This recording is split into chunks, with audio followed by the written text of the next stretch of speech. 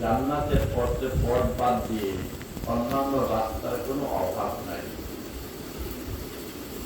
কিন্তু জান্নাতের রাস্তাই সঠিক রাস্তা, এটাই সিরাতে মুস্তাকিম, সোজা রাস্তা। সমস্ত আম্বিয়া আলাইহিমুস সালাম দুনিয়াতে আসিয়া নবুয়ত পাওয়ার পর থেকে সবসময় মানুষকে জান্নাতের পথের দিকে ডাকছেন আর জাহান্নামের পথ থেকে হেফাজত করছেন। এটা ছিল সমস্ত নবীদের কাজ।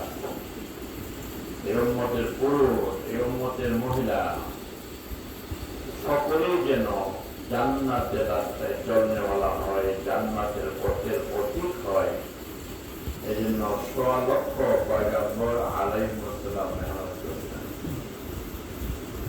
নবীদের অনুসারী সাহাবায়ে কেরাম তারাও মানুষকে জান্নাতের দিকে ডাকছেন।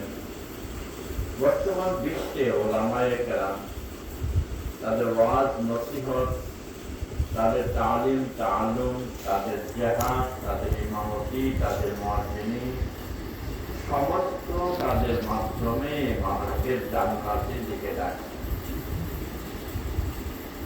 কাজে নবীদের যে কাজ ছিল, উম্মতের ওলামাদেরও সেই কাজ। আর আমরা যেহেতু আলেম না, আমাদের কাজ হলো ওলামাদেরকে মানিয়ে নেওয়া।